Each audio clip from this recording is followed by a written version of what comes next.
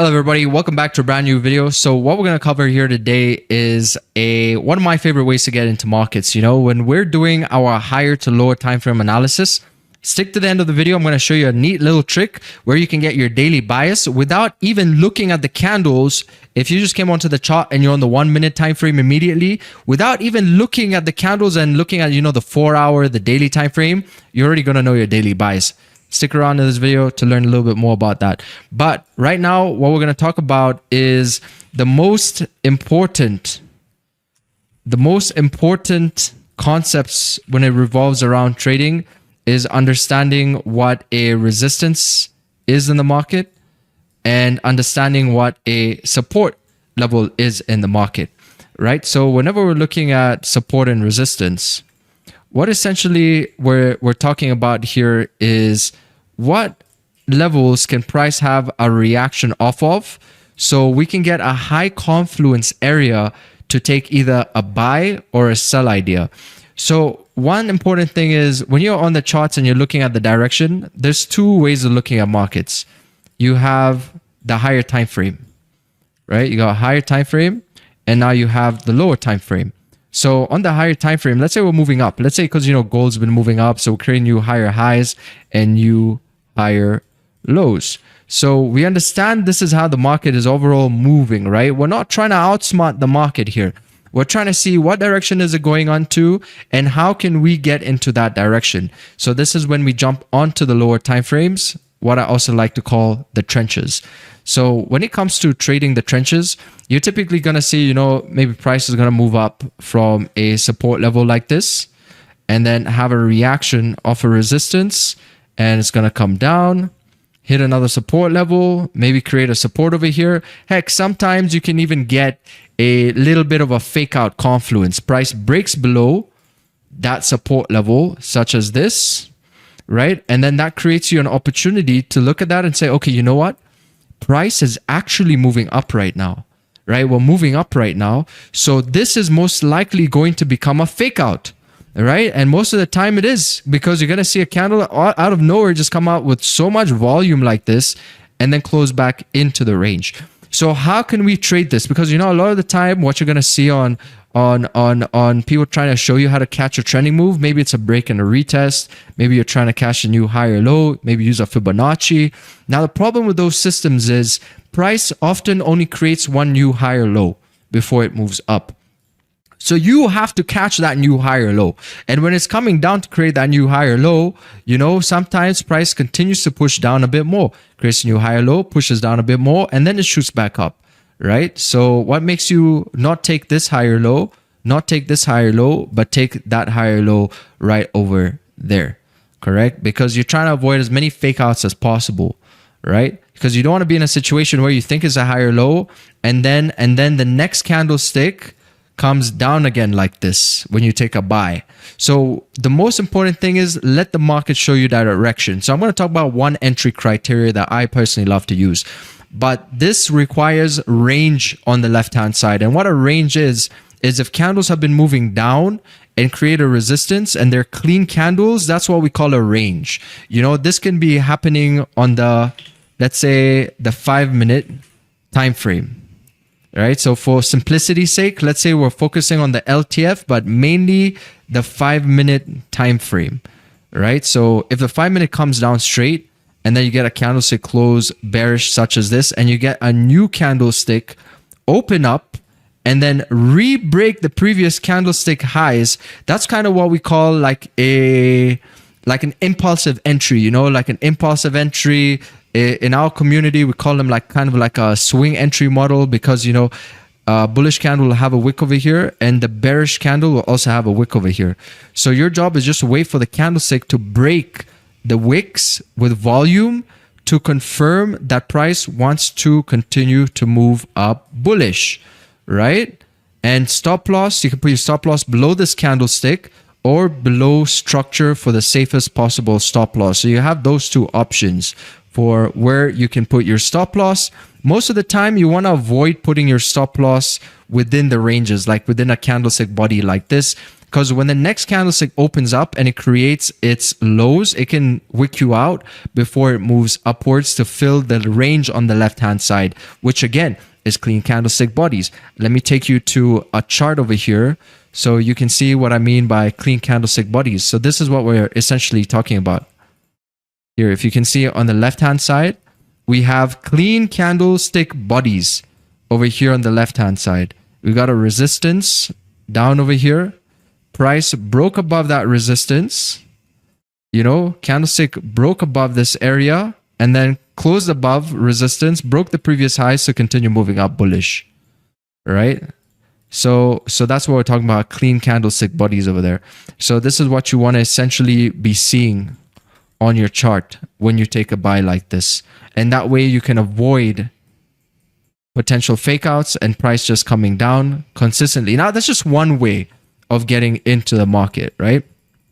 Another way of getting into the market, it's one of my favorite ways of getting into the market, is let's say price is still here at this level and price just starts to like flirt around this level a little bit. Price comes down, then the next candlestick starts to pull up, and then the next candlestick, you know, starts to pull down again. What essentially we're looking at here at this point is just like an accumulation. Again, resistance, support. Master these two concepts and you kind of master a bit more of the game of trading. It's not about fair value gaps or, you know, outsmarting the market. It's just about reading price action.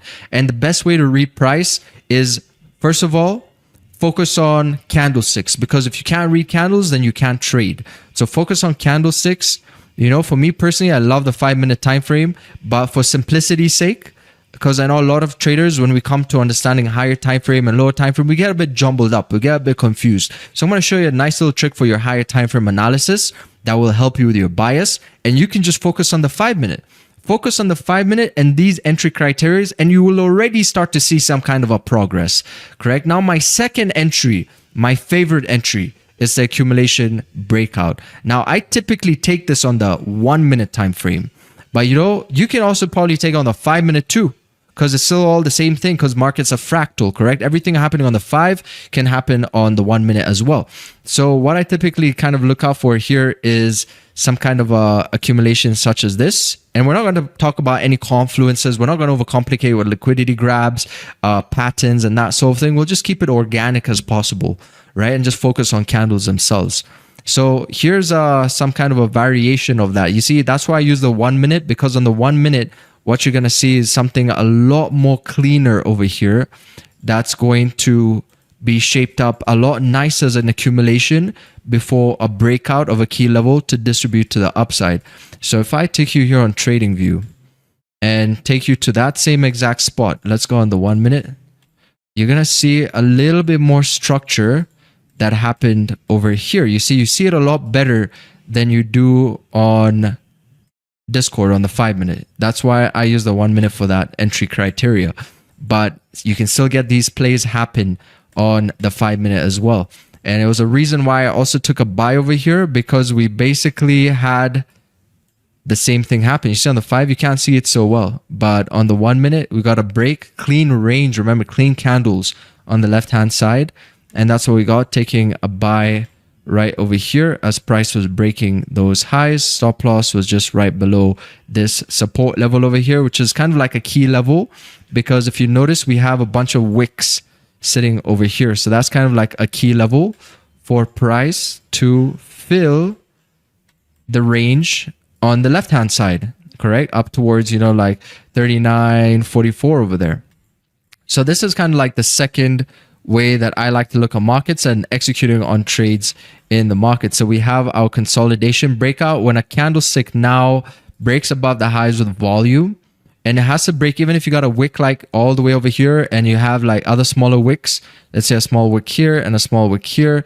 Let's say you got another wick over here. It has to break the furthest wick from the accumulation, right? Because that's what's going to confirm to you the momentum that price is going to start moving up bullish. So we covered like 2 entries. Now, the third entry I want to talk about is, I think this entry, it's a lot of people going to be able to, you know, look at this entry and understand this entry. Now, let's say price starts to move up like this and we come up towards a resistance point such as this. What essentially you're waiting for at this point is waiting for a candlestick to close above that resistance area on the left hand side. Remember, we're doing this on the 5-minute time frame. So let's put that back 5-minute time frame, and then get the next candlestick to break above that previous candlestick highs.